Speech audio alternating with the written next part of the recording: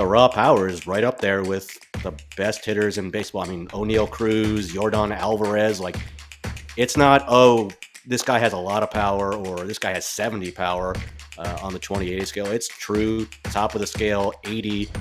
Let's hit the top prospect in the Royals organization, Jac Caglianone. You're up. It's Baseball America prospect profile. Let's get right into it. Ben Badler, your thoughts on how he looked in spring training? Pretty damn good. Yeah, I mean, when he looks good, he looks phenomenal. I mean, he is one of the most fascinating prospects in baseball, right? Even aside just from the two-way ability that he had in college, I just mean what he does as a position prospect because he is just so extreme in what he does, right? It's extreme size. He's 6'5", like 250 pounds. It's extreme bat speed. It's extreme power. I mean, we're talking about top of the scale bat speed, the same with the raw power. And especially for somebody who is as big as he is, he's not just an all or nothing type hitter either, where it's huge power that comes with a ton of strikeouts. He actually made a lot of contact last year at Florida, especially when he was swinging at pitches that are in the strike zone.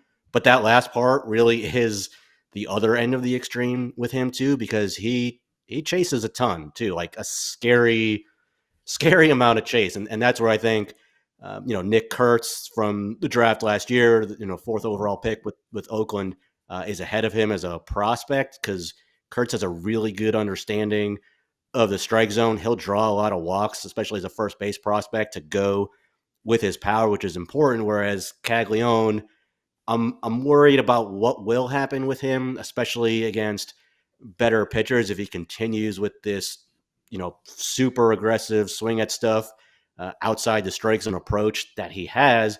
And I think he knows that and understands that.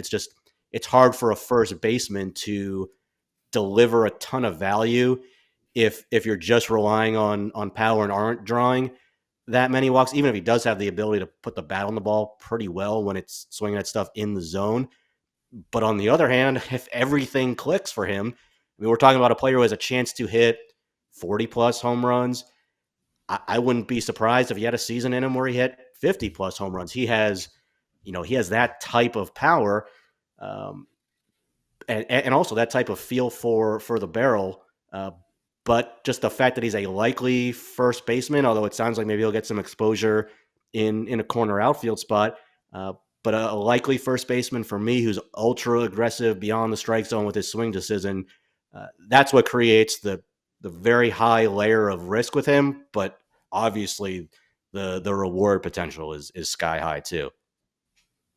Yeah, Jack is an outlier prospect, and I think a lot of times these outlier players can be really scary for a number of reasons. But I've been wondering, like, are his outlier contact skills and outlier power enough to make up for the fact that he is so aggressive in his swing decisions? Ben mentioned that he does make a lot of contact in the zone. He doesn't really strike out at a high clip. His in zone miss rate was between 12 and 13% in a brief pro debut last year. And I also think he has the sort of levers and plate coverage that he's still going to be able to do damage on pitch locations that most hitters, they don't have the ability to get their hands or the barrel there. And then when you pair that with the exceptional strength that he does have, it's just a really dangerous game for pitchers. Like, how do you attack a guy who is going to be swinging at everything? Like, there's not a safe location for you to operate, really. Now that maybe can cut both ways, because you maybe won't have to ever attack him in the middle of the zone if he's just going to swing at everything. That's going to be the big question when we have a full season of Jack against pro pitchers. Are they going to take advantage of that aggression? Is his ability to barrel up the ball just so freakish that him having a chase rate for other prospects would be almost like we're not considering them? The fact that he's got the power, he's got the contact skills, it makes it a really interesting, kind of scary offensive profile. I'm also intrigued too by the defensive, like if he's actually going to run around in a corner outfield, how does he look there? I don't think he's a great runner. He's not a base clogger by any means. At first base, I think he actually has really good tools because he's a big target there. He has moved around well at the first base bag at times. So that piece will be fascinating. And if he can move around in the outfield, the pressure is just taken off the offensive profile But it was eye-opening what he did in the spring. I would expect him, if and when he does get to the major leagues, he will consistently be at the very top of the leaderboard in terms of max exit velocity. He's already had 114 plus. Last year in college baseball, he had the hardest hit balls we saw all year. So it truly is 80 grade power. Okay, if everything works out, right, as you guys are both mentioning, there's definitely risk here, and this is an outlier. What kind of power are we looking at? The top end here, the headliner.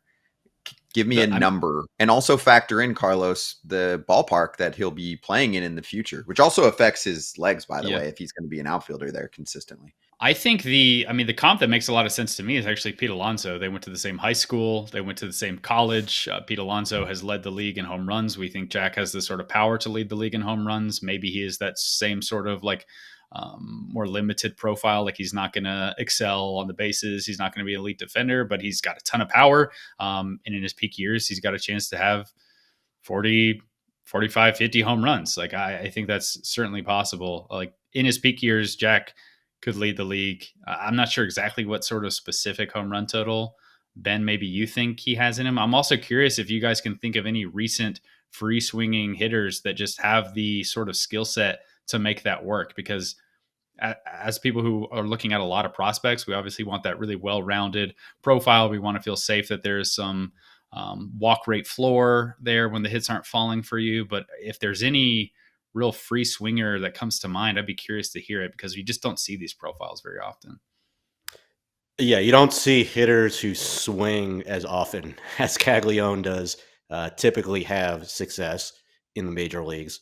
We also just don't see many players on the planet who have his kind of raw power. And again, ability to actually put the bat to the ball when he's swinging at stuff in the zone. So I imagine pitchers are this year, they're going to know right exactly what the book is on him is stay away, throw him a lot of stuff out of the zone, get him to chase.